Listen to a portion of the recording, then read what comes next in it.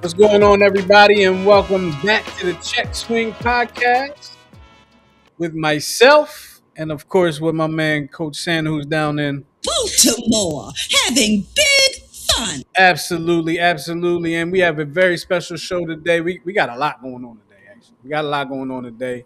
We're going to talk about the Eagles schedule because we are both Eagles fans here in the city of Philadelphia. Well, Miguel is in, Baltimore, having big fun. but he's originally from here in the Philadelphia area. So, he is a true blue, diehard, mean green Eagles fan. Um, there's also some Sixers news that we're going to tackle today. We kind of talked about it last week, but we're also going to get into it a little bit more this week. Um, we got some videos. Of course, we got some videos, and we have a very special guest today that we're going to introduce in just a minute. But before we get into all that, y'all know how I like to start my shows. I like to ask my folks how they been. So, Miguel, Sir, how you been? hot, very, very hot. Coming off a pretty good weekend though. Our squad, I can't remember. Oh, we played Roland Park over the weekend, and I think we scored a combined, I don't know, 42 runs. Whew. Um, And how many games? 2. Oh my goodness! Let me get. It was 15-3 for game 1, and I think 21-2 or 21-1 game 2. So almost 40 runs. Y'all out Um, there crushing folk. Yeah, and we did suffer our first defeat. It was a pitcher's duel. It was a good game. We kind of came up short in the end, but it's our only loss of the season. And our league champ. I believe we're the number 1 seed uh, in our conference. So we're setting up really nicely for the. That's interesting because you have a conference. Well, it's a league, Hartford County Baseball League, I believe, is So you the. play in that league, but you also play outside that league as well. That's pretty cool. Yeah. Well, and we're started. That's part of your like those the outside. Let's like say you play a tournament at I don't know what it's called in Delaware, Bash at the Beach, let's call it. Right. So we'll play. That doesn't count towards your conference stuff. That's just you guys playing. That's different, right? So we actually have our first tournament this weekend down in Silver Spring. So competition's gonna be pretty heavy. So I think we'll do all right overall. I think I think we'll be all right. Cool, cool. Well, as I said earlier, we have a very special guest. Miguel, do you want to introduce the guest? Because you know him personally.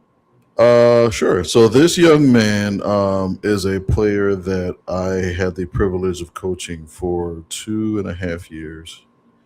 One of the hardest workers I've ever coached, and improved tenfold from the first time I met him until he left the organization. So he's an infielder for the University of Maryland Eastern Shore, which is of course Yes, all right, catch it. your alma mater.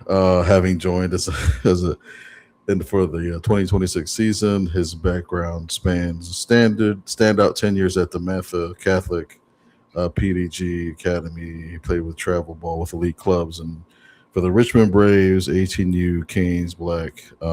He was with me at the Rawlings Prospects for 2 or 3 years, and he's a strong family. He has strong family athletic ties, which we'll get to as we um, get into everything. So I'd like to introduce to the world champion Shipley.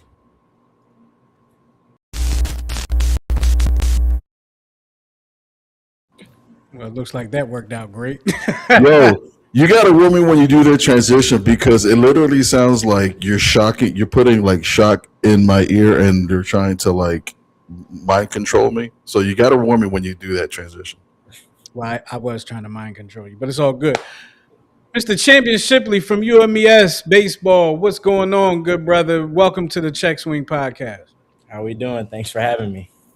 Absolutely. I am Miguel, I think the last two times we've had guests, well, this is the second time in the last 2 months that we've had guests, and these last two times that we've had guests on, they've been UMES people. So I'm happy. I'm smiling on the inside and the outside. It's always fun to talk about, to talk to people that are in my second home. In my Yeah. second home, I got a lot of love for the University of Maryland Eastern Shore. Um, I met my wife there. I played baseball there, got in the radio there, and all that good stuff. And it holds a special place in my heart. But you just finished up your freshman year, correct? Yes, sir. You just finished up your freshman year, and I must say, I follow the team, and I watch what's going on. Y'all got a lot more going on for y'all now than we did when I was there 20 years ago. I'm gonna tell you that right now. Y'all got a lot. Y'all got a better fit. I can remember, and I'm not going to talk. This is not about me, but I can remember when we were in transition to a new coach. That coach, Coach Bobby Rodriguez, we called him B Rod. That coach took it upon himself to redo the field Mm. on his own, and I just happened to be down there for a summer session, and he had me helping him. So for y'all to have a turf field now after I cracked and bleeded on that field, and I didn't, but that's pretty cool for to see a UMES field, Hawk Stadium having an AstroTurf field. But let me ask you this: like I said, you just finished your freshman year, playing at a HBCU, and before we get into the UMES part of it, why don't you take us a little bit through your baseball journey that led you to the illustrious University of Maryland Eastern? Well, my whole life I played baseball. Baseball actually wasn't my first love. It was basketball. My dad and his former players, they would always talk about he would have football practices and there was a basketball, like outdoor basketball court not too far from the football practices, and I will always be on the basketball court playing. Um, but my dad he had me in sports at an early age, like 3 or 4. And he just saw that in baseball I had skills that I didn't have in any other sports. He had other dads asking me like how many years I've been playing the sport, and my dad would be like, "He's 4, he's 5, he hasn't played, he hasn't played with a team before." um, and I pretty much just I really dropped other sports around like middle school and started focusing on baseball in particular. Um, Actually, around the time I started playing for Coach Santa was when I really started to really get into, hey, I want to do this for a living. Growing up, it was kind of just for fun. I always knew that like I wanted to be the best in the field. I wanted to be the best on any team I played on. But around that time, I was like, hey, like I want to make this my job. I want to get paid to do this. I want to go to the highest level. Uh, uh, Thankfully, UMES picked me up around the time I was transitioning. I was transitioning from DeMatha to PEG, the academy I played at, and I was still waiting in the recruiting process. And then my last year at PDG, the fall, I decided, hey, I want to make this official and go to UMES. Very, very happy you decided University of Maryland Eastern Shore. Miguel? You every time I hear, um, and I was reminded about I was. You remember when we went to our dinner with the guys? So annually we do this thing where we I think it's me and like 6 other former players. We actually go to the Longhorns down in what is that called? Arundel Mills, outside of Arundel Mills. And the la- they were transitioning between just playing college baseball to making that NIL money. So how is that working out for you right now? Not having to you know ask mom and dad for money, for those late night beer runs. I mean soda runs. Stuff like that. I mean, I still ask for them for money from time to time. Like my mom gets on me because I just asked her to buy me a new chain. What? But I mean, with that, since we're somewhat of a smaller school, obviously we're not making like the thousands of dollars that dudes at top schools are making. But we have a thing, NIL club, where we're making some money, um, enough to enough to pass by, but hopefully we can get some more money coming into the program in order to get some more NIL deals. Now, Justin, refresh my memory. How much money did we make when we played? Let me see. I Count, got count, hold on, and count for inflation. inflation carried it to nothing. Not a Absolutely nothing. damn thing. Um, Absolutely nothing. Made nothing. Now, I have to admit, guys, I missed the entire thing that y'all just said because my connection just got really bad. okay. So, if you don't mind, just for me, so I'm up to date here, can you, Miguel, can y'all repeat that for me? Because I'm as soon as you started talking, my connection went bad. I just asked him about the NIL money. I really wanted to ask how much he making because gas is pretty high. My BGL tripled, so I could use a couple of dirty 20s. You know, Wait, so you're making NIL money? Are you getting NIL money? I mean, I'm trying to I'm be all in your personal business, but I'm getting I'm you don't have I'm to give him out. I was joking about that. You don't have to give him out. no, I'm not. I'm making some NIL money. Like some of my teammates, they have brand deals, especially higher brand deals, especially guys that older guys. They have more money coming in, but I mean, I'm making a little bit. Yeah, that's awesome. Because I know just knowing the area the way I know it, there's a lot of businesses down there that would probably benefit from athletes at UMES being sponsored by them. A yeah, lot of different restaurants, car dealerships, all types of stuff down there. It's really its own little community. But that's awesome that you're getting that you have come up on some NIL money. That's a good thing. I'm glad to hear that. I'm actually not jealous.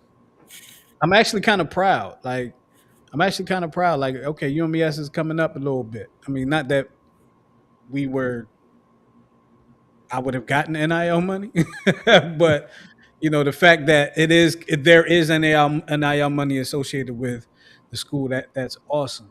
Um, I'm taking this question from Miguel. This feels like a question Miguel wanted to ask, but I'm going to take it. Okay, your first name is Champion. yes, sir. Okay, what's the funniest or coolest reaction you've ever gotten from an umpire or an opposing player or even a teacher when they read your name on a roster or in class or something like that?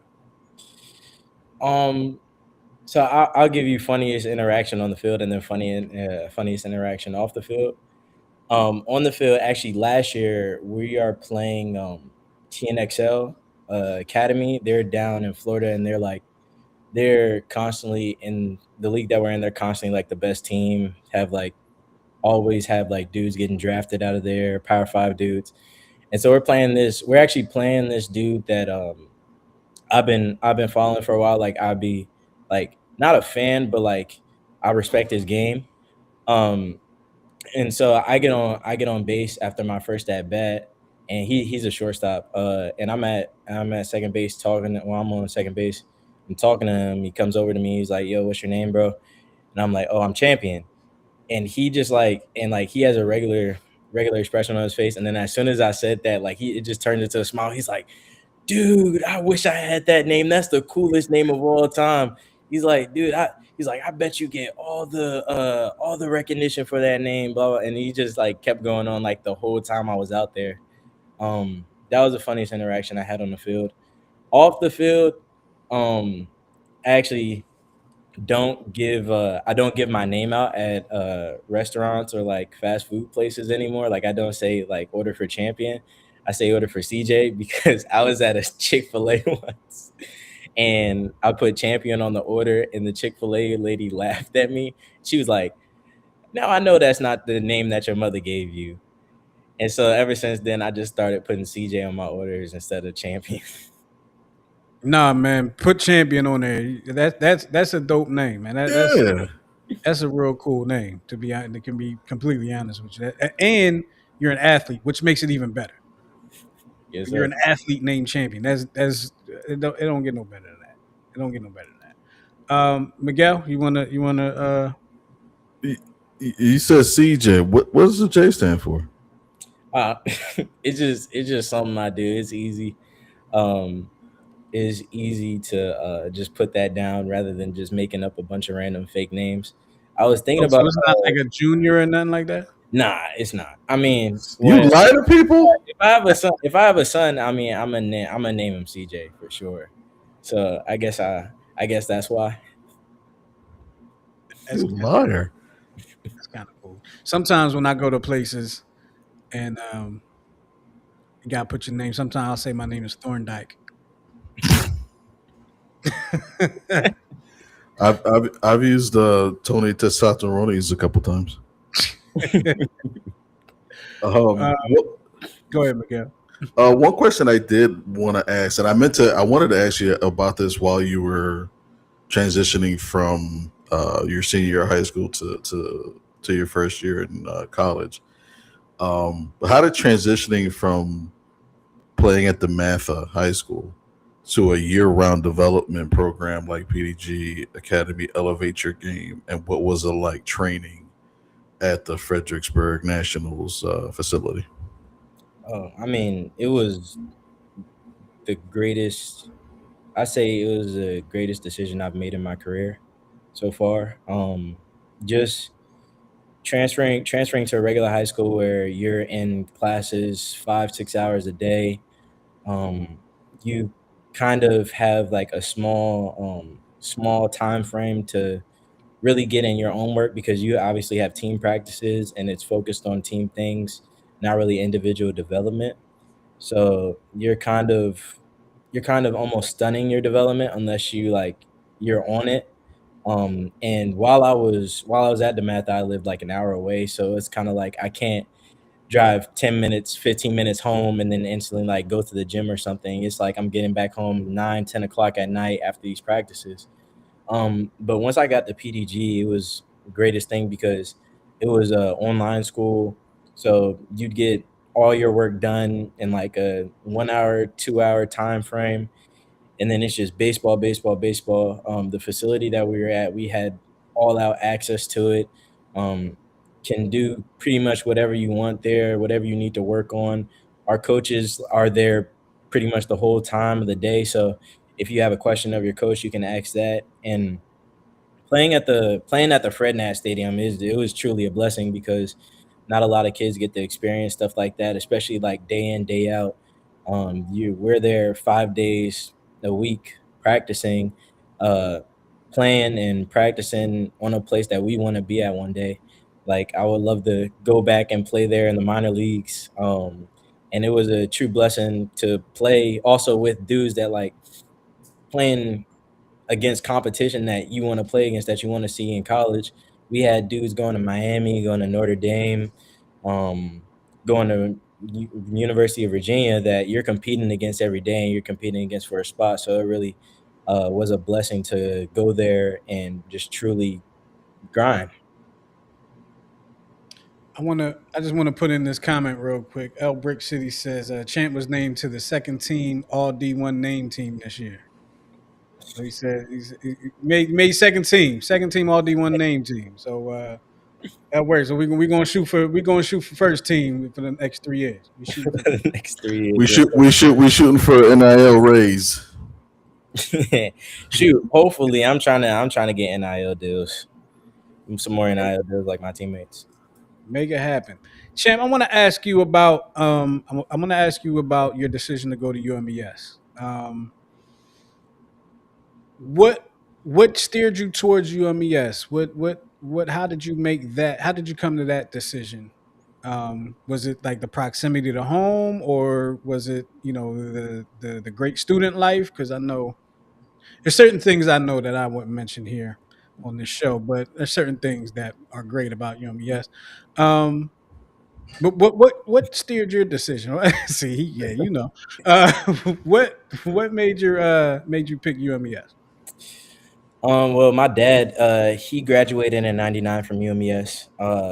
Really, that's when Yeah, I first got here or there. so my first experience with UMES was about, I think he took me when I was 8 years old. The tour of the campus. I believe that was the first college campus I ever toured. Um, but going there and just when I went on the visit, like going to see that they were truly trying to turn the program around from past struggles, and feeling like I could go to a place where I could shine early. I know a lot of dudes, like especially my friends, are going to schools where they're not getting much playing time. They're not um, being able to go compete and travel um, and play against other teams of playing against other teams and getting reps. So just going into my fall of my last year at PDG, um, it was a decision of I just wanted to continue to play at a high level, somewhere where it's not too far from home because I do enjoy being close to home, especially after my first collegiate summer last summer being away from home. I lived in Kansas, and I did not like being far from home. Wow. Um, so just being close to home was great for me, and just knowing the atmosphere, knowing that I could go in and compete against dudes that want and have the same goals as me, and compete against other schools that I've been watching on TV for years.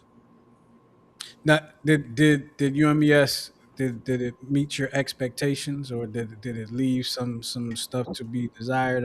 How did UMES treat you this year? This year UMES treated me well for sure. Like, there's a lot of people at UMES, especially faculty and the education department, that really treated me like their own child. Took care of me. And there's definitely like things that, being a freshman going into college, there's things that you expect that may not happen for you. Um, having having expectations of almost entitlement. I wouldn't say to go as far as say like I was entitled, but having expectations of wanting more than most people actually get is definitely something that causes disappointment. But for the most part, yes, they took care of me, and I really enjoyed my time there my first year. Awesome, awesome, Miguel. Um, in your commitment announcement, you think the long list of coaches. You're welcome. Um, joking. But all jokes aside, how vital was that support system in helping you navigate the high stakes world of showcase circuits like Perfect Game, PBR, all those things, Prep Baseball Report? Like, how vital was um, your support system? It was very vital. My dad says all the time, like he says the coaches all the time, like if you for him, he'll run through a brick wall for you. And I truly think that's true about myself. Like, if there are people that I truly believe are in my corner and that support me, then I'll run through a brick wall. I'll do anything. I'll put the work in for them. And just having that support system growing up, of having so many great coaches and people in my corner, family, friends, teammates in my corner that just root for me and truly want to see me win. It's something that keeps me going every day. Obviously, in baseball, you have struggles where you're gonna feel like, hey, is this really meant for me? or like you're gonna have something we talked about on our team was imposter syndrome. Like, hey, like I'm not supposed to be here, but in reality, you're there for a reason, and the people around you, the support system around you, will remind you of that. Absolutely, absolutely. Um, you're playing Division One baseball. UMES is Division One for those that don't know, and it's an HBCU. Can you talk a little bit about what it means to represent at an HBCU on a Division One level on the national stage? I mean, it really means a lot. A lot of times, teams when you go to play teams, they expect you to be less than because the color of your skin. Like in our sport, it's not a lot of black people in the MLB and Division One baseball and college baseball overall. So, like just going in there and proving people wrong is really um, something that fuels you as a baseball player, puts a chip on your shoulder. I don't like to say really proving people wrong because I don't do stuff. I actually use the scripture Galatians 1:10 to not do stuff for man but for God. And I don't like to say prove people wrong just because I don't play for them. I play for God and myself. I like to say prove myself right. I like to prove myself right that I do deserve to be here, that I will accomplish my dreams, and I am going to beat you. I may not beat you this at bat, I may not beat you the next at bat, but eventually I'm going to beat you. Love it, love it, love it, Miguel. Yeah, and I will concur about him running through a brick wall. Because like I introduced you on the show, you were the hardest working. You were always there for the extra reps in the beginning, the middle, and the end. So, um, and I Miguel, was before you go into your question, because I wanted to say it three times already, and I forgot every time. I just want to tell Champion something real quick. You're playing in the Northeast Conference Yes, now, sir. correct? Yes, sir. And I feel kind of bad. I mean, it's a great conference to play, but I feel kind of bad for you because before you were attending, I don't know how much you know about before you attended UMES. UME, I mean, all the other sports are in the MEAC conference. Yes, sir. And we were in the MEAC conference when I was there. There were a lot more teams in the MEAC. And we would have, I mean, I'm sure you still have the same rivalries: Dell State, Coppin State, Norfolk. Um, but I feel like you guys are being a little slighted in a sense overall, just because you guys aren't in the MEAC. I just wish the MEAC would come back. But you still have Dell State, you still have Coppin State. Um, you don't have Howard.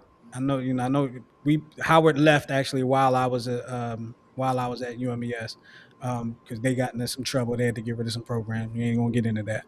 But like I wish you will also have that experience of playing in the MEAC conference and traveling to Florida. There's no more Florida teams in the MEAC, but traveling to Florida a couple times a year and going down to North Carolina and all like that. It's just unfortunate, but I'm proud of the progress that is being made and the progress you guys are making in the Northeast Conference. I know last year it was a struggle in the Yeah. Northeast Conference. And this year you guys fared pretty well in the Northeast Conference. I'm definitely proud of that. Miguel, I'm sorry for interrupting. I'm going to let you have the floor. it's fine. I'm used to it. It's almost like a marriage. You're used to certain things about your Well, we've partner. been doing this for about half the time I've been married, so Well, there you go. Um, so let's switch it up a little bit. You are relatives.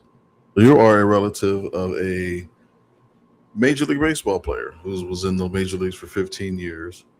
Are you okay sharing that news publicly with? Yeah. Yeah. Yes, sir. Um, I am cousins with Coco Crisp. Uh, watched him grow up, or growing up, I watched him a lot. He was very much a role model and an inspiration for me in baseball. And knowing that I was related to him was inspiration. Did you ever have any like positive interactions with him? Was there any kind of like personal inspiration he passed down to you? I never directly interacted with him. My older cousins that I'm really close to, they had multiple interactions with him, and telling me, telling me about him growing up, and also just watching him play the sport. It was something that it was something like, hey, like I want to do this too. I see him out there, and we have the same blood flowing through our veins. So I want to do the same thing that he's doing out there. I want to honestly go out there and do it better than he's doing it. So it was pretty cool to see that. And he was a grinder for sure. Seeing him play, he was definitely a hustle guy, a grit guy. And I wanted to play like that. So if who do you think if you were around the same age and you guys are like running on the track, who would be faster? We were around the same age. I think he got me. I think just by maybe a half a step, maybe hearing and Can seeing I him give you play. a bit of advice? Can I give you a bit of advice? Yeah. Since you're younger, right? Since you're younger, and you only think it might be a half a step, go ahead and take it. Go ahead and take it. Say you go ahead and take it. You might end up racing them one day and have a chance to be. Go ahead and take Uh, it. and I'm I not forgot. sure now since he retired. I could smoke him for sure, but in his Oh prime, yeah, he's definitely pulling a hamstring at in, least, or a quad. in And I his forgot. prime, I don't know. I forgot he was a switch hitter, so he's definitely better than you. Wow. All joke. I'm joking. I'm joking. I'm joking. Do you know any of his stats, his stat lines, or anything? Um, I know about I think it's stolen bases. I remember or watching videos on like other MLB players talking about like how fast he was or how like prominent he was on the bases for sure. All right, I'm gonna check. I'm gonna test your knowledge real quick. All right. There All was right. one year. There was one year where he was tied for the American League lead in stolen bases. Who was he tied with? 1 year that he was tied. Damn. I don't know that one. Was it D Gordon? No, No. no. So with this particular, so all right, I'll give you the year 2011. He led the 2011 league. 2011, he led the league, American League. He was playing with Oakland at the time. He American led League. the league in stolen bases, but he was tied for the league lead. Who was he tied with? 2011 American League. See, this is how I know, as much of a fan as he is of certain teams, he doesn't care about history. I just gave you the biggest clue, but It was a Yankee. maybe. Brett Gardner. Yes, Brett Gardner. Okay. yes. Did your dad just yell that in the background? Because I heard him yell. I was thinking there was a lot of speedsters back then, so I didn't know it was a Yankee. Yeah, so that and Brett Gardner, he's obviously lost a lot of speed and his sanity from being a Yankee, but that's neither here nor there. So yeah, that's the one stat line. 2011, he led the league in stolen bases, but he was tied for the league lead. Okay. Hmm. That's news to me. I didn't even know that. I didn't even know that. Quick question. We all know we're all baseball players here and very superstitious, right? I like to say I don't believe in luck because I play poker. So I like to say I don't believe in luck. Luck is when preparation meets opportunity. But I'm still superstitious, right? Do you have any like quirky superstitions when it comes to baseball or anything? Period. Um, for me personally, I wouldn't say I have like anything that's out of the ordinary, but obviously not stepping on the foul line during, before, even after the game. Uh, eat honestly, it's become eating now. Like if I, especially in big games, like especially if it's a big game or like it's an important game, I don't eat like right before the game. Like if it's within 30 minutes to an hour of the game, I do not eat because I can't. And if I do, I feel like I play bad. Dude, you need to come and talk to my 13U team because right before games they're eating like gushers and uh, uh, uh, cupcakes and pies and stuff like that. I'm like, what? That's what you're supposed to eat at 13U. That's what you're supposed and Yeah, I oranges. can't do that. Middle of the summer oranges. What are you majoring in, champion? Sports management. Say it one more time. Sports management. Sports management. See, I wish I knew more about college when I was going. I would have majored in that myself. And that's what I majored in at Drexel. Yeah. So we have a question coming in from El Brick City. I asked him about the time Gardner didn't give him a baseball, and he was the only person in the front row. What was Racist. Sorry, that about? sorry. This was probably when I was like 10, 11, something like that. And Did you cry? no, I didn't. Uh, No, and Gardner, I'll give him some credit. He was having a pretty bad game, so he wasn't Hold on, let's take a step back. Who's Gardner? Because I don't know who that is. Brett Gardner for the Yankees. He was like sending Oh, up for the okay. he was the baldy white guy that slammed the thing, and he has anger management issues. I don't think he was held as a baby. yeah, but it was like had to be the seventh inning, and he was like 0 for 3 with like 3 groundouts, so he wasn't really having a good day. And he's out in left field, and I'm like in the front row. There's nobody else in the front row. By then, I think the Yankees are blowing out some random team. Might have been like the Royals or somebody. And he's warming up, and then he turns around and he sees me in the front row, and then he just chucks the baseball into the stand. Oh man. 10 rows behind me. Oh. Oh. See, now that he's now my least favorite player ever. I would have started wearing a Red Sox jersey immediately. Nah, I Yeah. still got to root for my Yankees. Unfortunately.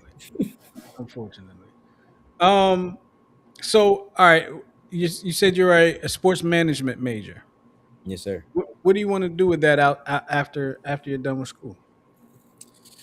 Um, I mean, hopefully after I'm done with school, I can get drafted, and have a long career in the MLB. But obviously after that, I don't want to. After my career, I don't want to be just somebody that does nothing.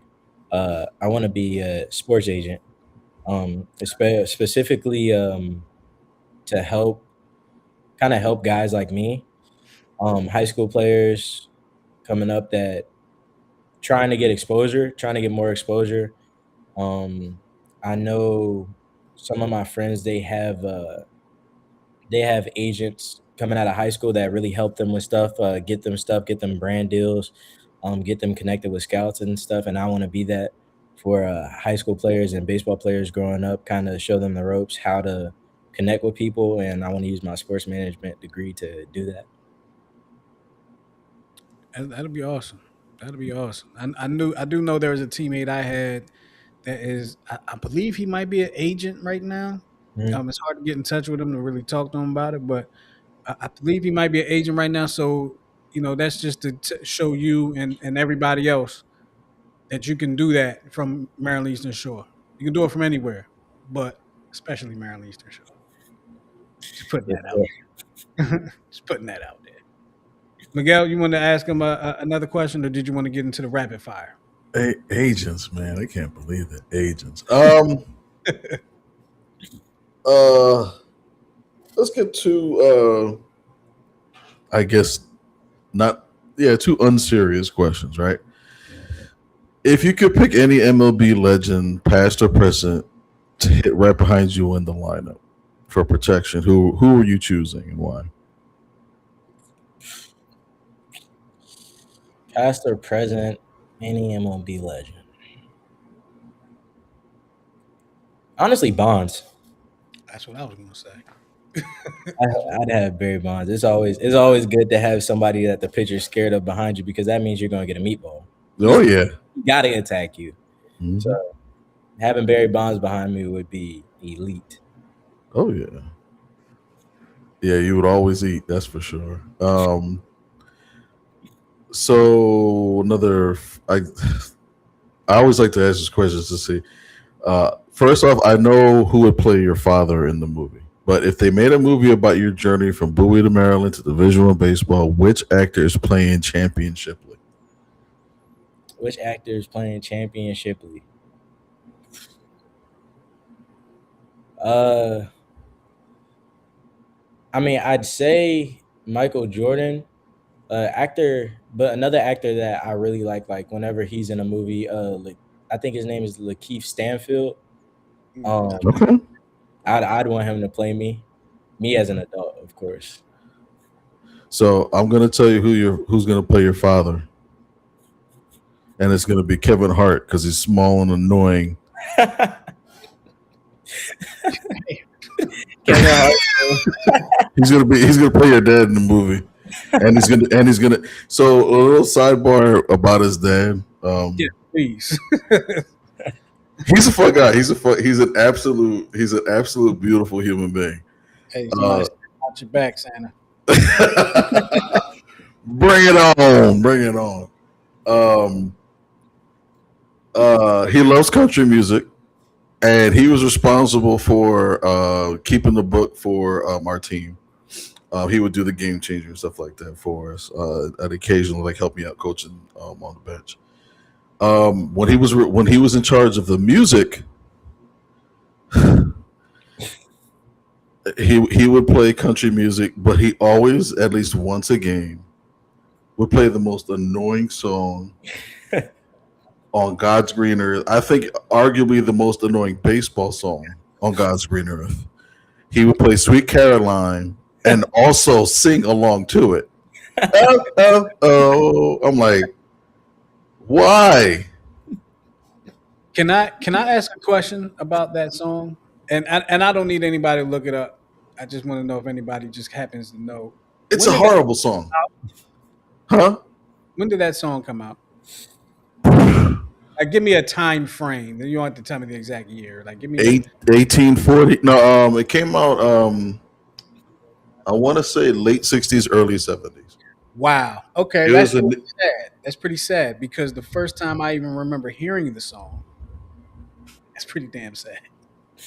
First time I remember hearing that song was at what's the place called in Ocean City, Mm. Maryland. It's a place that is, I can't think of what the place is called right now, but it's like a club, restaurant slash bar.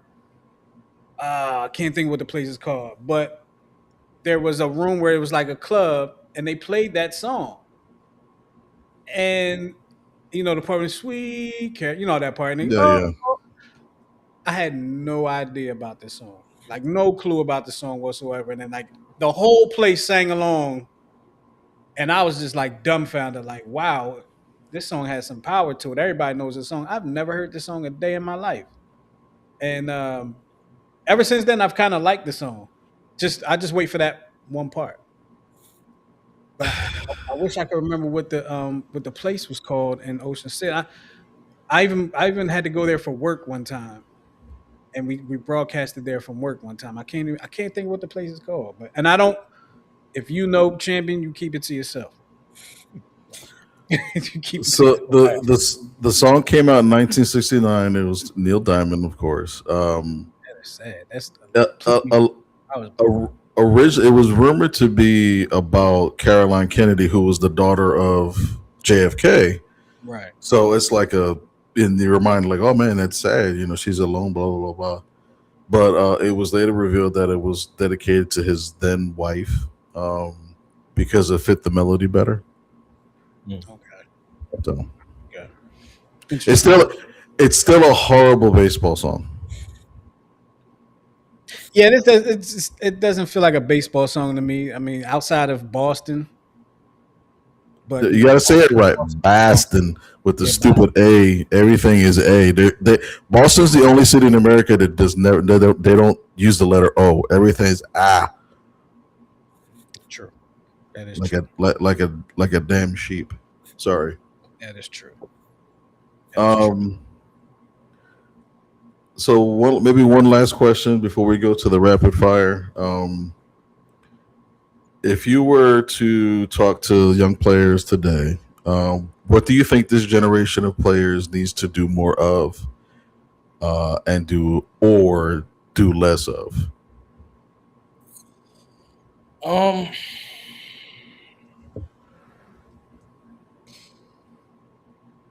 Something that this generation needs to do, I guess, more of is just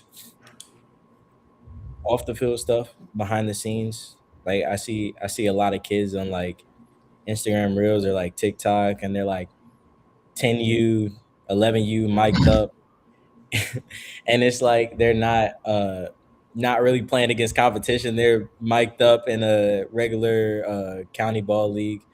Um, I say just knowing that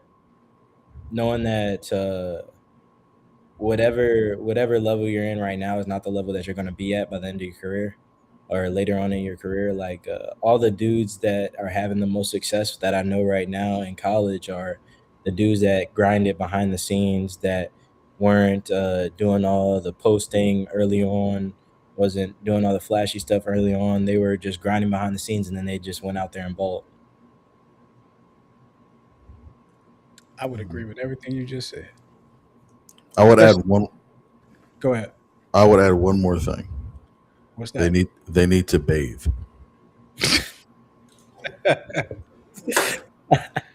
They And, stink. This is a stinky and stink generation. disinfect their catcher's gear too. Oh my goodness! I never dry heave so much next to catcher's equipment.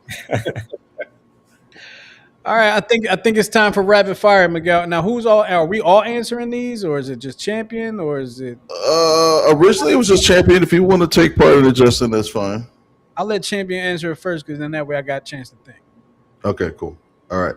So I'm gonna just throw out some real quick scenarios, and then you throw out the first thing that comes to mind. All right. Okay. I wish I had that speed music, but we'll work on that in the future. All right. Ready? All right. Yeah. Okay. Favorite non-baseball sport? Basketball. If you were a WWE wrestler, past or present, who would you be? Randy Orton. Ew. Duke or Carolina? Carolina. Ooh. Okay. Best wood bat. Best wood bat, Chandler. Best aluminum bat. Rollins. Launch angle, real or fake? Oh, real. For sure. Who wins the next Super Bowl? Here's the disclaimer. If you say Dallas, your father will lose air in his front left and back right tires. um Shoot. The Seahawks.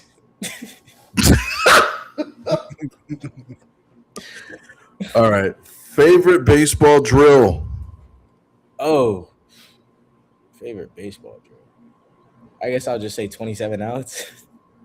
Okay. We did that a lot. Best baseball food? Oh, hot dogs for sure. Best baseball drink? Gatorade. Gatorade? Still with the Gatorade? It's Yeah, salt and sugar. it works. Okay, my turn.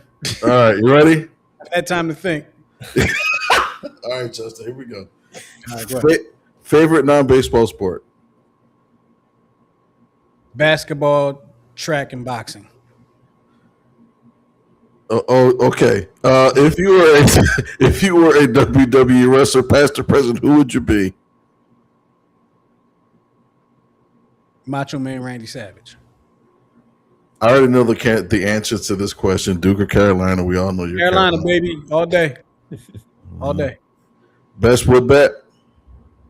Best wood bat. Victus. Best aluminum bat? I've never used it, but I'm Bone Saber. I Mm. don't know who makes it, but the Bone Saber bet. I kind of like that one. Okay. Launch angle, real or fake? Real. I like the tone change in that one. I like it. Who wins the next Super Bowl? And I don't need to flatten your tires. That would be the EAGLES Eagles. Your favorite drill? So this is actually a drill you introduced me to, the chaos drill. Mm. Best baseball food? Beer. Best baseball drink? The second beer? Beer. Oh, God. All right. Yes. Now, do you want to answer Miguel? Or are we moving on? You know, shoot him. Go ahead. Shoot him at All me. right. What's your favorite non-baseball sport? Football. If you were a WWE wrestler, past or present, who would you be? Jimmy Superfly Snooker. Interesting. Because he's shortened the knee shoes. Okay. All right. He definitely didn't wear shoes. Duke or Carolina? You better not say. You better say the right thing. I've always loved Carolina over Duke. I mean, I like to say Duke to piss off some people on this show, but I'll say Carolina. You just got to be honest. Best wood bet. Um, best wood bat I ever used was Louisville Slugger. Best aluminum bat. Best aluminum bat I ever used. My last 2 years of high school, it was an Easton bomb bat. It had the thin handle and a big bottom, just like I like my ladies. Okay, go ahead. I was thinking that, but okay. Bam! I was thinking it. Launch angle, real or fake? Sure. Who wins the next Super Bowl? I already know. You have the shirt on. It's all good. Okay. Or do you have a different answer? Today, that is my answer, and Favorite- they'll beat the Cowboys to get into the playoffs, but the Cowboys won't be in the playoffs. Favorite drill? It's a tie between the chaos drill and there's this hot box drill that I've been doing lately. You have two players, one on each end, and then you have a player in the middle, and you have to toss the ball. And he has to switch. You want to show me that one day. Yeah. Best baseball food. Cheesesteak, baby. Best baseball drink. A 103-ounce Sprite. Damn, 103 ounce. Right. Diamond Life says the 49ers. In the next Super Bowl. I mean, if One of my most hated teams too. I can't stand them. because they have a new quarterback every year, and they always have like major issues with limbs being broken. So let's get into real quick the Eagles schedule. We don't have a whole lot of time left in the show, but we're not going to pick winners and losers yet. We usually do that in August, right? Is that when we Right. do it? Right, and I forgot because I was moving papers around. You remember how we did our predictions? Yes. So believe it or not, you had picked the same record 3 years in a row. I believe it. And I was trying to do the calculation, but I lost the one sheet, and then I think my dog Luna pissed on one, and then she ate the other one. So I was like, damn, I can't make. And only one of those years I was right. The year they won the Super Bowl, yeah, that's when you were right. I think that was the only year I was right. So if I'm right again, they'll win the Super Bowl again. Real quick, I mean the Eagles schedule to me, I mean a lot of people have ranked it as one of the easier schedules. I think it's a brutal schedule, to be honest. Not as brutal as last year, as far as competition is concerned, but more so. They have 4 games against teams that are coming off a bye. I feel like that was an instance 2 years ago, maybe. But that's rough. And then they go to London and come back and play a team coming off a bye. Now, not gonna get in. We got plenty of time to get into that. We got a whole summer. We don't even know who's on the roster yet. We can get into that. But I'm gonna ask you this, Miguel, personally. How do you feel about them playing on Thanksgiving? Do you the time that they're playing on Thanksgiving? I love it because they're playing the Cowboys. Any other team that play on Thanksgiving, I don't care. I don't care much for. Yeah, I remember a few years back they played Detroit on Thanksgiving. I think it was the last Chip Kelly year. I And think they got blown out. they got butt blasted against against Detroit that year, and then Chip Kelly was gone at the end But of that. but historical fact, that's the only loss they ever had on Thanksgiving. Really didn't know that. Their lifetime they are 6-1 on Thanksgiving. Interesting. And they beat the Cowboys twice. Now, let me ask you this, Miguel. Not only are they playing on Thanksgiving, but they're also playing on Christmas Eve. Are you how you feel about the Christmas Eve game? Eh, I know I a lot of mean, people are like they're playing at a time when like Christmas Eve is Christmas Eve, and you know, like who's gonna be watching is what you're saying. yeah, yeah, it's like more party time, and people are going to be whatever they're doing on Christmas Eve. Um, But but I they don't want all, to make it all about us because we have a Cowboys fan in our midst. oh, screw him. But they also play on a Saturday, which is weird. Saturday at 5 the week before that. Yeah, against the Seahawks, against the defending champs. So that's kind of weird. Um, I think it's brutal. I think they have a brutal schedule. I think they have a brutal schedule. I mean, look, let me see. So they got the Bears, the Rams. Did the Jaguars make the playoffs last year? I think they did, didn't Yes, they? yeah, they lost to the Bills in the first round. So you got the Bears, the Rams, the Jaguars, the Panthers. Did the Cowboys make? And it's not. I'm not joking. Like, did the Cowboys make the playoffs last year? I'm serious. Okay. All right, got my answer. I got my answer. I'm sorry. It And was the year before, right? the champion made the noise even before I did. It was 2 years. Last year they were like 7. Okay, sorry. So they have the Bears, Rams, Jaguars, Panthers, Steelers, Colts. That Colts, man, they started off the season on fire and just kind of fell off. And then they got your. Let me take the Colts off of that list. Seahawks, Texans, and Niners. They played 8 playoff teams this year. Well, the other thing is too is that that Christmas Eve game, and I didn't put it in that color because I just realized that's a Thursday night game. So they play 3 Thursday night games. Yes, which is interesting because that's usually what the Cowboys do. Cowboys have tend to have sometimes they've had the Thursday game before Thanksgiving and the Thursday game after Thanksgiving. And I mean, Champion can verify if he's a fan. Like that happens quite a bit. And they still lose one of the two. Hopefully they lose all of them.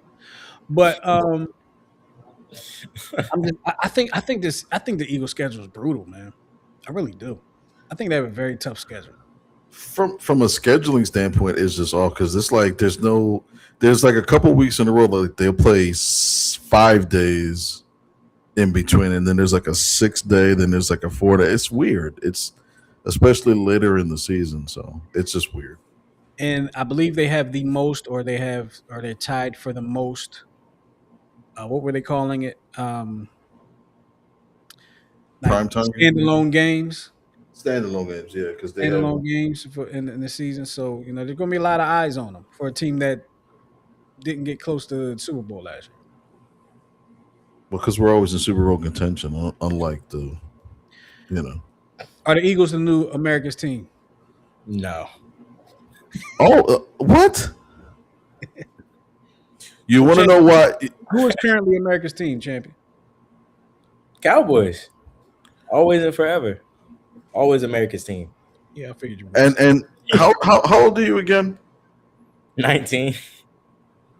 Okay, so you've never been alive to see a playoff run by your Dallas Cowboys. No, I've seen a playoff run by the Cowboys. it just, I mean, we fell short because The refs the against dr- the Cowboys, league against the Cowboys. the drop ball by Des Bryant. That was a catch. It wasn't, but okay. Yeah, that was the closest thing to a run in the last 30 years for the Cowboys, I believe. If I'm not mistaken. That was their year. I felt like that was their year. Had that been deemed a catch, that might have been their year. Might have, but it wasn't deemed a catch. Well, either way, we're going for our fifth ring this year. So So I'm going to put this in here because we like to banter with the Cowboys fans. I don't know if he's a Cowboys fan or not, but by him saying this, by this person saying this, it makes me feel like Cowboys fan. I'm sorry. Hold on. Let me put here we go. Let me put this in first. Rapid fire question: who picks up the phone first? An Eagles fan or a Cowboys fan? The answer is an Eagles fan picks up after 2 rings. Cowboys pick up after 5. Hmm. You know why? You know why? Because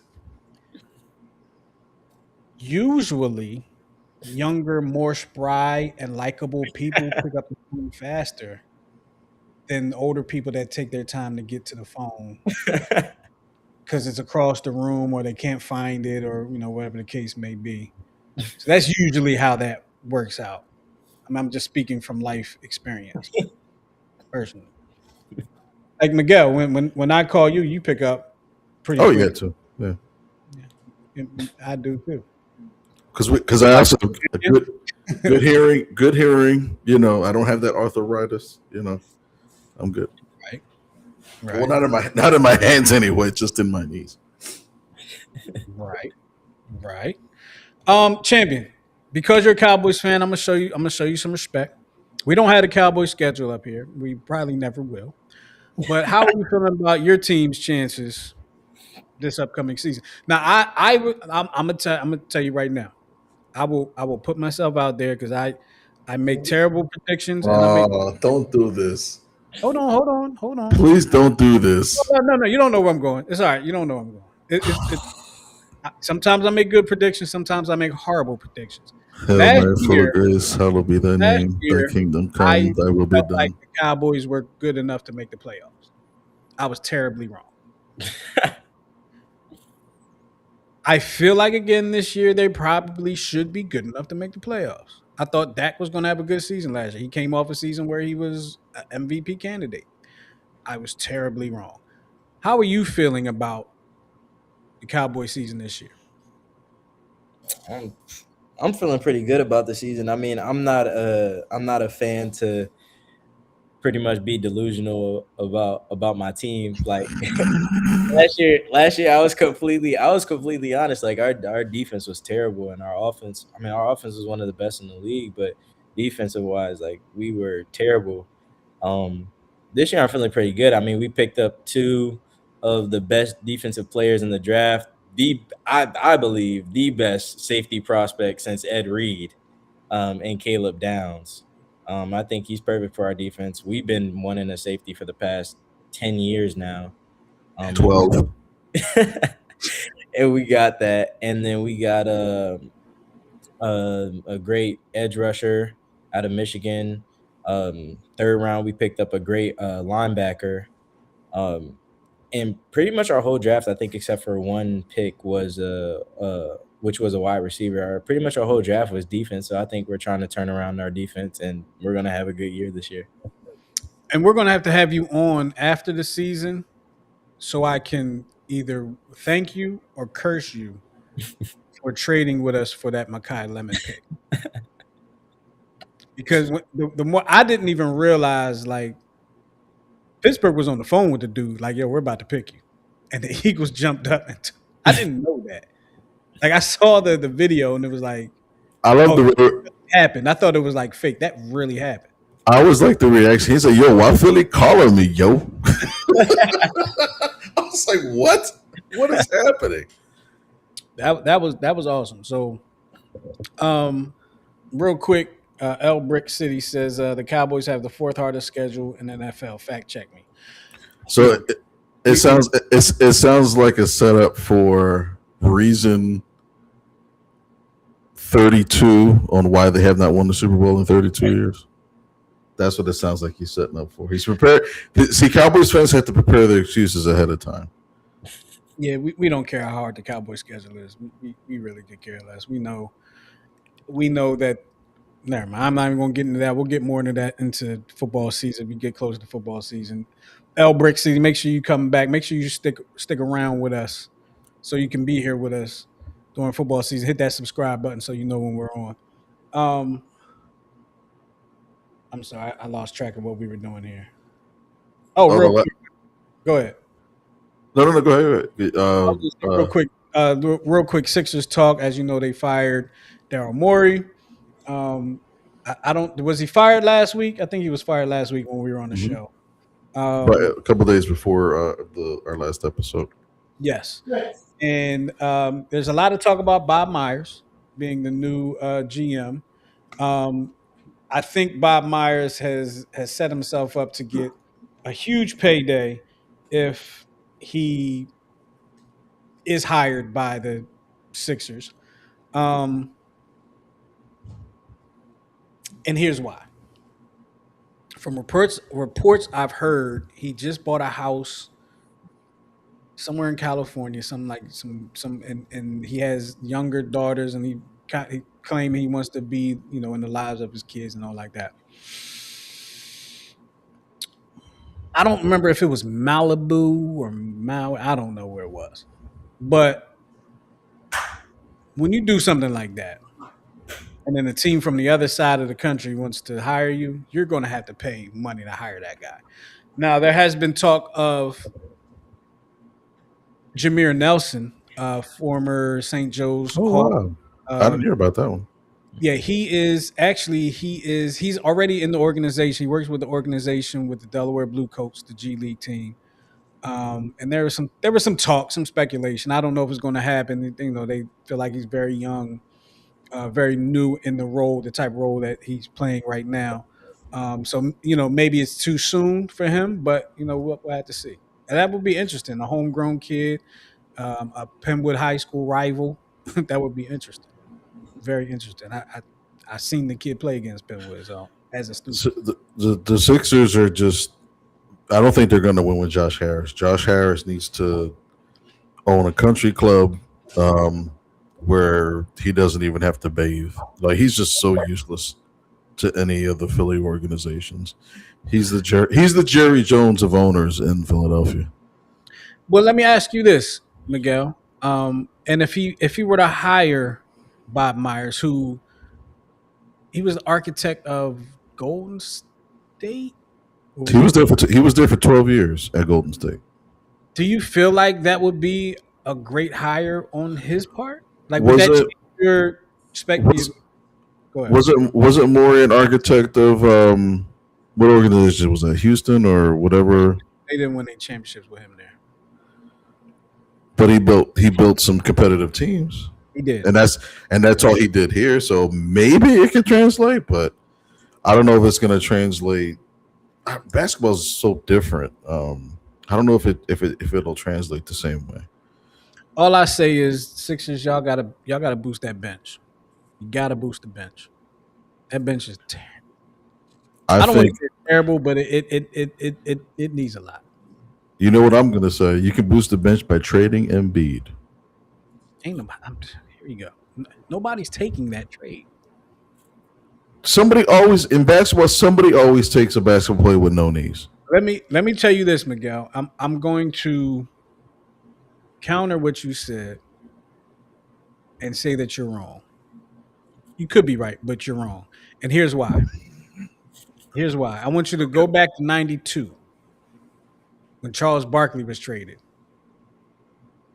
How did that work out for the team? We got Jeff Hornacek. Charles Charles Um, Barkley had both of his knees. He just had a bad shoulder, but he had both of his knees. He could still play basketball, and he was in the finals with Phoenix the very next year.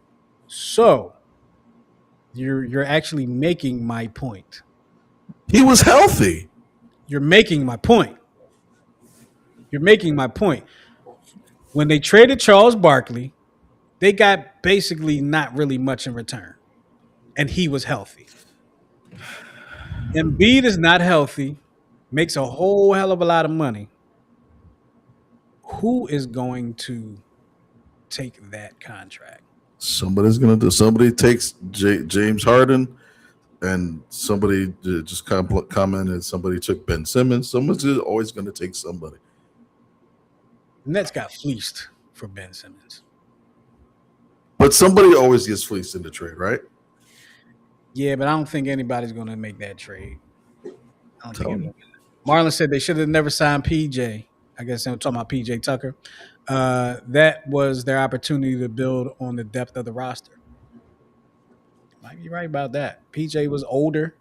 I was actually excited when they got PJ Tucker. I kind of felt like they got that grizzled physical veteran that can make Mhm. things happen, but it just really never worked out with Gotcha. PJ, unfortunately. I don't think PJ liked being here because of the team. Not the city. I think he liked the city. I just don't think he liked what was around on the team.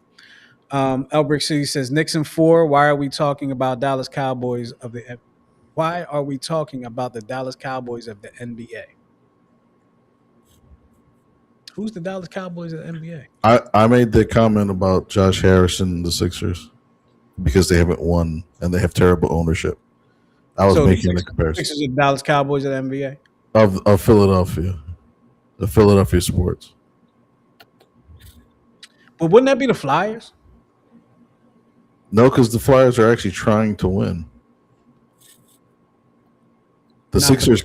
but the Flyers won in the 70s. The Sixers won in the 80s. Well, that's true. And the I can Flyers see have been that. trying to win for a long time. Now, it just recently happened that they're trying to win again.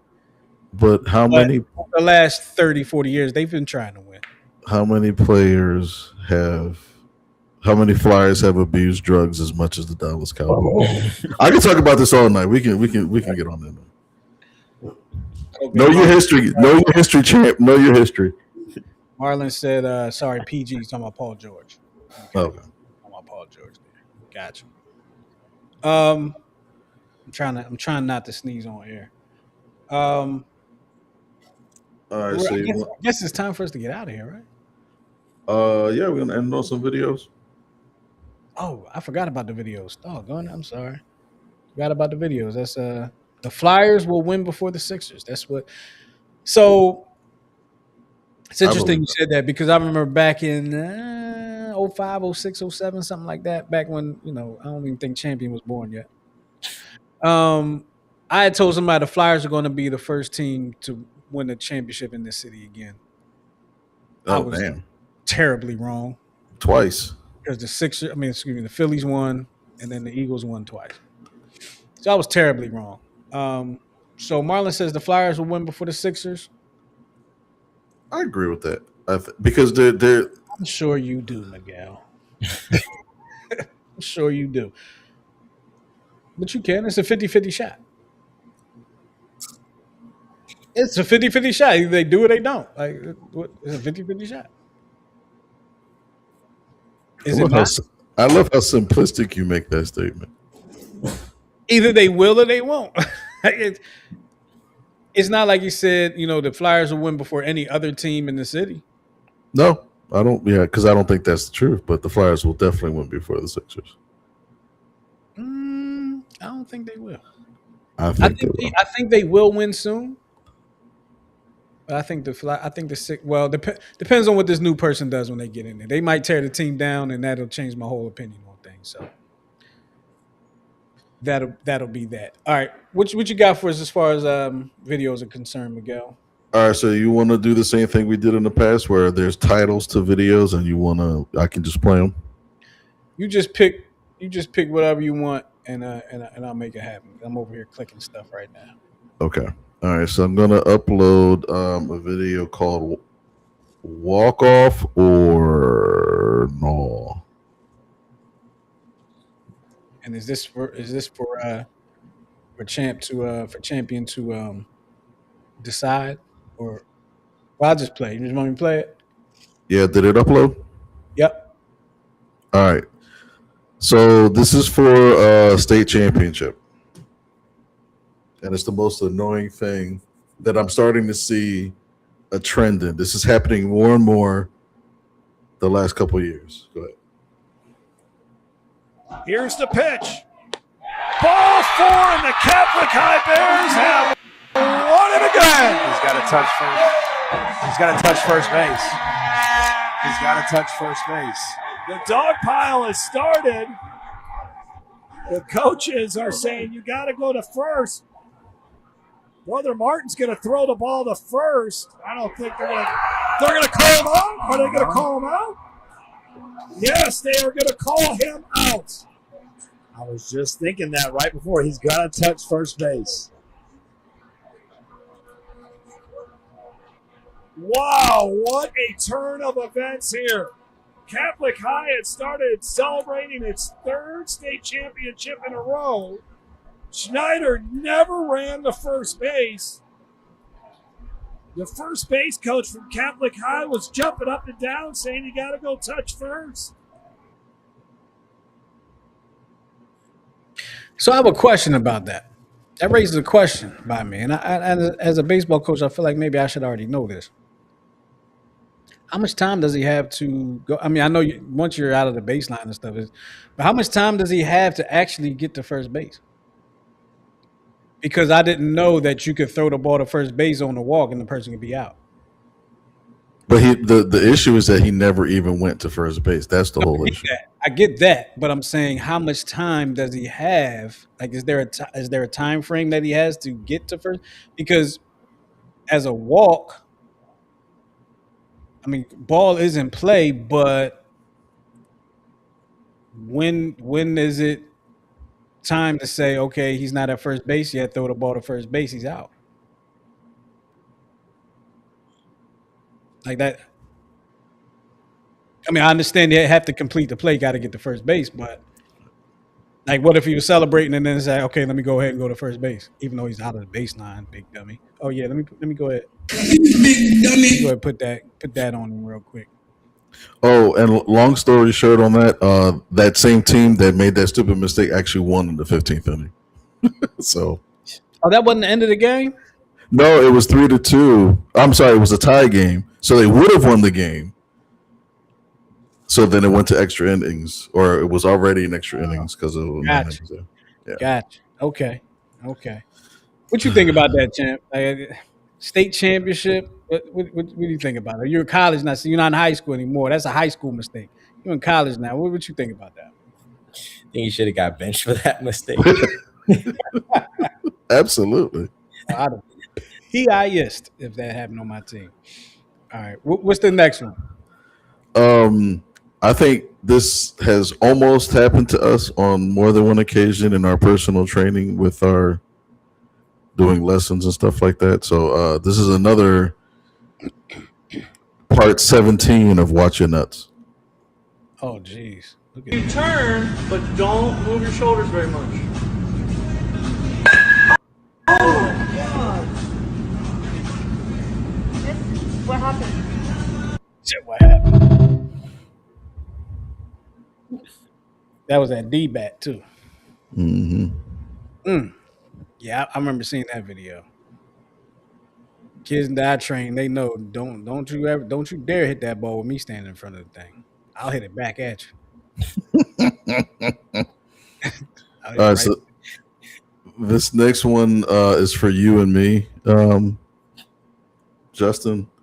So we have to act our age. Okay, that's the moral of this video. Okay.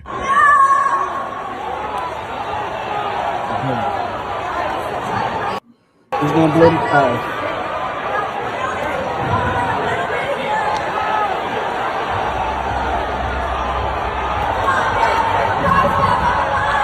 There it is. There it is.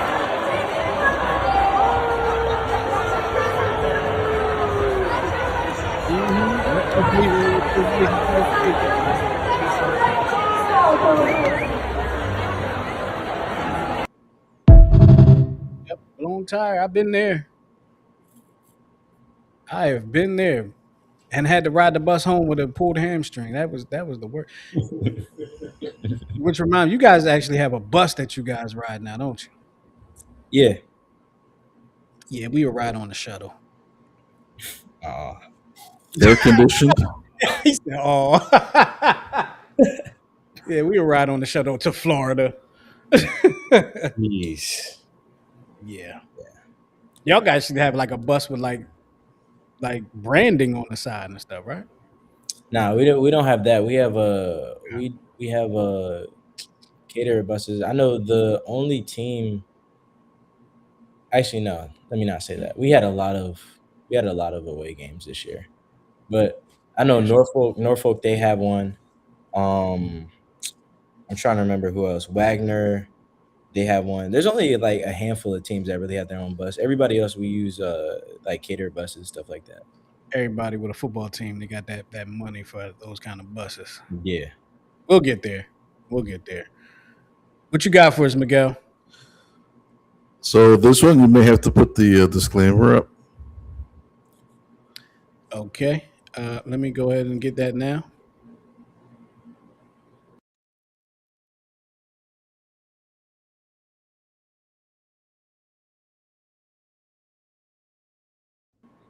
Okay. So I will just say this, okay? We are an all-inclusive, equal opportunity blooper shower. Okay. I'm gonna All right. just leave that out there. We are inclusive to all race, religions, groups, specialties, all that stuff. Okay. Okay.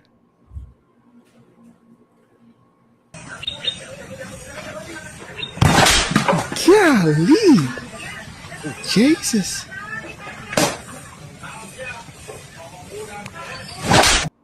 Oh. Yeah, I'm gonna go ahead and take this one down. Because I don't know what y'all saw, but the very kind of beginning of it was kind of glitchy on my end. I mean, y'all may have saw the whole thing, but for me, Let's see. Let's try it one more time. nah, it's good. It's good. You sure? I'm sure. I got the gist. It was him kicking a soccer ball into his friend's face. I figured that's what it was. I saw the soccer ball, and then it was disappeared, and I heard the sound effect. So I figured that's what it was. What All we right. got? Last but not least, we'll just end on it's a funny sequence between Perez, the catcher from the Royals, and Laz Diaz, the umpire, on the ABS challenge. All right, here we go. I might be still trying to figure that out, right? Because, my gosh, hitting. Again, you can do everything right, be right on the barrel, and still not get results. Here we go, Ryan. Catcher challenge to the ball call.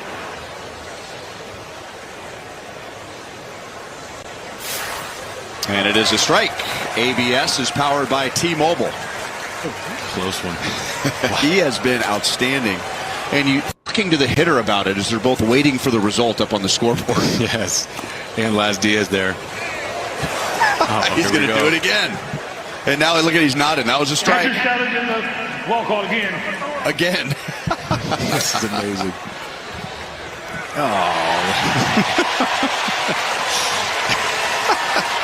Plate. He is such a good dude.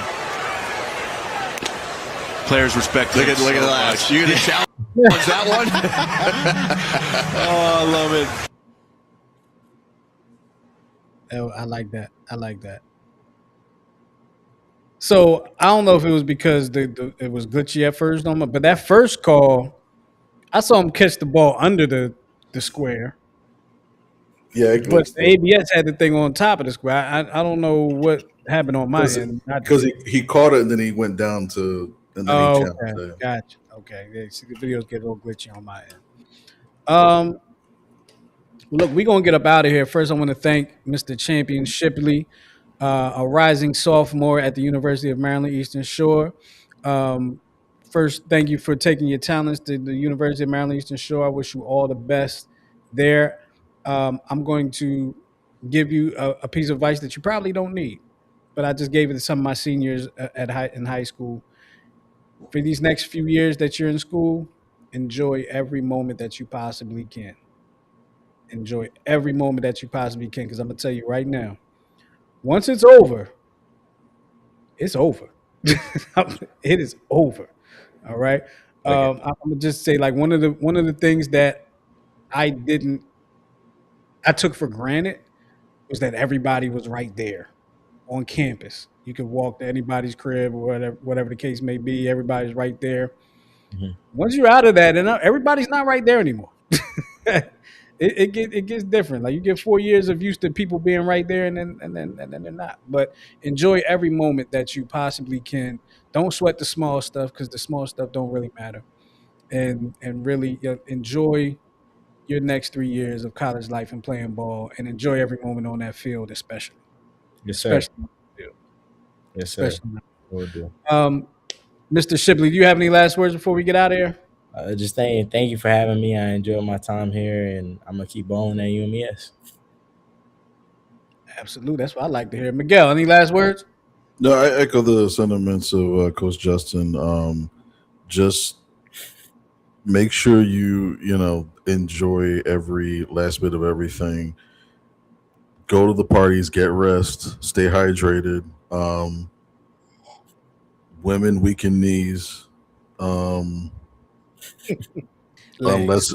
legs, that too, um, but yeah, just I missed out on a lot because I didn't think I should enjoy certain things, but I was completely wrong about it. But enjoy it, man. Just enjoy it. Yeah, enjoy the parties and stuff. But I'm gonna tell you right now, my team did not have the same success that your team is going to have and is having. But we won every party. I would sure love to be able to say we won more games than we did parties. Say that word, man. And any of my teammates will tell you, yeah, we won the party. We may not play well on the field, but we gonna out party you like a motherfucker. All right, but look, with all that being said, I want to appreciate y'all for hanging with us here, and of course, I appreciate Mr. Championship. We got to have you back on. I love having my. I don't know if you noticed, I got something right there in the background. It's hard to see because it kind of fell over a little bit, but right there is a UMES jersey right there.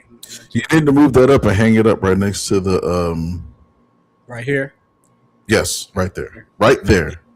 Thinking about it. There's also a black jersey right underneath that says. We can't see any of that. Get it spray. It fell. Spray paint the wall. Get an airbrush that whole wall, red, white, UMES. Get a thing with like your AI version of you with like muscles. Why that be AI? Just regular. I just have that little the protective cover over my six pack. You got a bulletproof vest. Yeah, right over the six pack. Absolutely. But look, we're gonna get up out of here. We appreciate y'all hanging with us here on the Check Swing Podcast. Make sure you follow us on Twitter and Facebook, and I'm not Twitter, on YouTube. Excuse me. Subscribe to us on YouTube, and make sure you follow us on Instagram and all that good stuff. And we're gonna get up out of here. Like I said, we appreciate you hanging with us here on the Check Swing Podcast. And until next time, next week, keep on swinging. I don't know. I was trying to figure out something cool to say, but yeah, I think I'll just say no. Keep on swinging could be taken a whole different way, so I'm gonna leave that alone. Yeah. with these kids now. Yeah, I'm gonna leave it alone. Look, we'll talk to y'all next time. Thank you, Mr. Shipley, again for being with us, and join us again, please. Thank you for having me. All right. For that, all that, we out of here. We appreciate y'all. We love y'all for loving us. We'll talk to y'all next time. His dad said, Again. Hey, you can't be interrupting Skeletor. "Oh, I'm sorry. Go ahead." Go ahead, say what you gotta say. Hurry up. His dad said he just texted me. He said my shirt is very offensive, so I just texted back and I said, "You're welcome." Absolutely. Now, Skeletor, what you got to say? Until we meet again.